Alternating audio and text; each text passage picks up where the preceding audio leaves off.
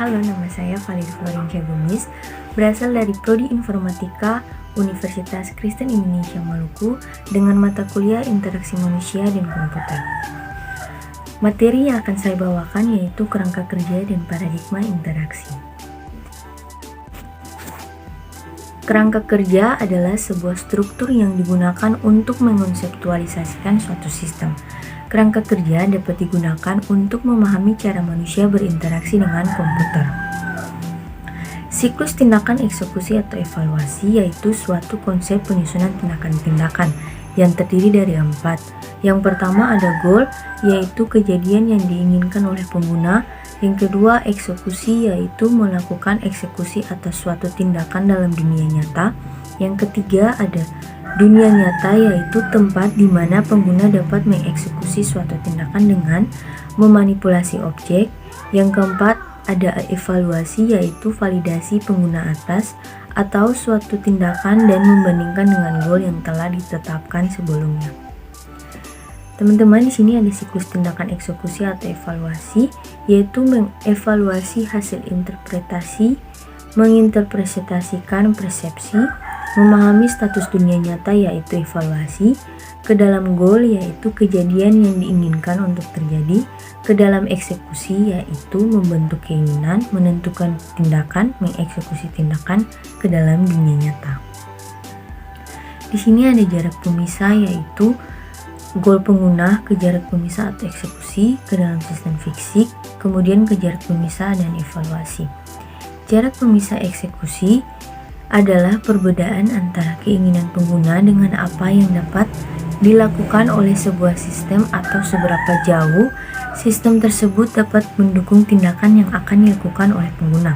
Contohnya, pengguna yang sudah memformulasikan keinginan penggunaan menu file dan memilih save. Di sini ada kerangka kerja interaksi siklus tindakan eksekusi atau evaluasi yang berfokus pada cara pandang pengguna tentang interaksi. Terdiri dari komponen utama yaitu sistem adalah menggunakan bahasa mesin, pengguna adalah menggunakan bahasa tugas, masukan adalah menggunakan bahasa masukan, keluaran adalah menggunakan bahasa keluaran. Yang kedua ada fase eksekusi pada siklus interaksi yang terdiri dari 3. Yang pertama ada artikulasi, yaitu pengguna memformulasikan sebuah goal yang kemudian dinyatakan dalam bahasa masukan. Yang kedua ada pengerjaan, yaitu bahasa masukan diterjemahkan ke dalam bahasa mesin atau dikerjakan oleh sistem. Kemudian ada penyajian, yaitu sistem menyajikan hasil operasi yang menggunakan bahasa mesin atau menggunakan bahasa keluaran. Fase evaluasi pada siklus interaksi yaitu berisi langkah untuk observasi dan artikulasi, atau pengguna mengartikan hasil yang muncul di layar dan mencocokkannya dengan goal semula, dan mencocokkan dengan bahasa tugas pada atribut psikologis dengan bahasa masukan. Mengatasi kompleksivitas jika perancang ingin membangun sistem yang mudah digunakan, yaitu yang pertama, perancang harus memahami bagaimana pengguna melihat sesuatu. Yang kedua, melihat dunia dengan kacamata pengguna. Yang ketiga, perancang memahami apa yang dirasakan menggunakan program rancangannya. Untuk itu, perancang harus memahami bagaimana manusia mengatasi kompleksitas suatu lingkungan kerja secara teknis. Pemodelan sistem yaitu model konseptual atau model perancang. Yang pertama ada model diciptakan oleh perancang, kemudian gambaran sistem atau sistem image, kemudian ada sistem yang diciptakan oleh perancang dan yang sesungguhnya dilihat oleh pengguna. Kemudian menyangkut apa yang terlihat di layar adalah tampilan, dokumentasi, dan hal-hal yang lain yang berhubungan dengan sistem tersebut. Kemudian ada model bental atau pengguna, yaitu model yang diciptakan oleh pengguna ketika menggunakan interaksi dengan suatu sistem. Kemudian, model bental tidak akan pernah terbentuk jika seseorang tidak akan pernah menggunakan sistem. Di sini teman-teman ada pemodelan sistem yaitu model konseptual ke dalam gambaran sistem, kemudian ada model bental yang merupakan pengguna. Model bental adalah proses untuk menciptakan kerangka kerja suatu proses atau cara kerja suatu benda. Kemudian ada karakteristik model bental, yaitu tidak ilmiah berdasarkan perkiraan, tidak lengkap menjelaskan aspek yang relevan, kemudian tidak stabil dalam dikembangkan dan beradaptasi dengan konteksnya, kemudian tidak konsisten untuk model yang sama seiring tidak kompatibel suatu dengan yang lain, kemudian personal yaitu bersifat unik untuk setiap individu sehingga tidak bisa diterapkan secara umum. Fundamental ini sangat penting karena sebagai kerangka kerja dasar untuk menyelesaikan persoalan yang dihadapi. Kemudian kita masuk ke dalam paradigma interaksi.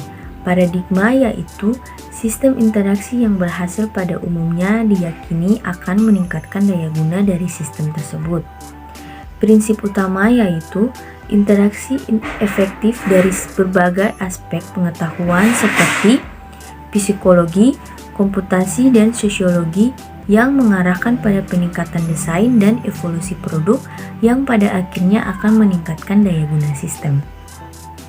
Sistem interaktif yang dimaksudkan yaitu memungkinkan user mencapai suatu tujuan tertentu dalam suatu domain aplikasi. Sistem interaktif harus dapat didayagunakan atau usability, yaitu untuk meningkatkan keberhasilan suatu sistem aplikasi. Terdiri dari prinsip-prinsip pendukung interaksi. Yang pertama ada learnability, yaitu kemudahan yang memungkinkan user baru berinteraksi secara efektif dan dapat mencapai performance yang maksimal. Yang kedua ada flexibility, yaitu menyediakan banyak cara bagi user dan sistem untuk bertukar informasi.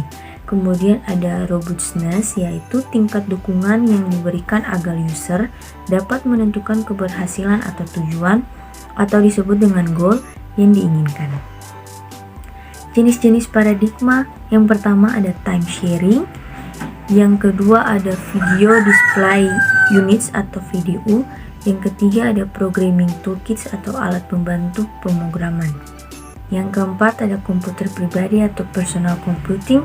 Yang kelima ada sistem window dan interface yang terdiri dari windows, icons, menus, dan pointers. Yang keenam ada metafora. Yang ketujuh ada manipulasi langsung atau direct manipulation. Yang kedelapan ada bahasa versus aksi atau language versus action, yaitu kata-kata bisa menjadi lebih keras daripada tindakan atau aksi. Kemudian ada paradigma bahasa, kemudian antarmuka sebagai mediator, kemudian antarmuka bertindak sebagai agen cerdas, lalu pemrograman dengan contoh adalah bahasa dan aksi, kemudian bahasa sebagai komunikasi dengan interface, lalu aksi dilakukan interface untuk melaksanakan perintah user. Yang kesembilan ada hypertext. Yang kesepuluh ada multimodality, yaitu information literacy, media literacy, dan multimodality. Yang ke-11 ada computer supported cooperative work atau CSCW.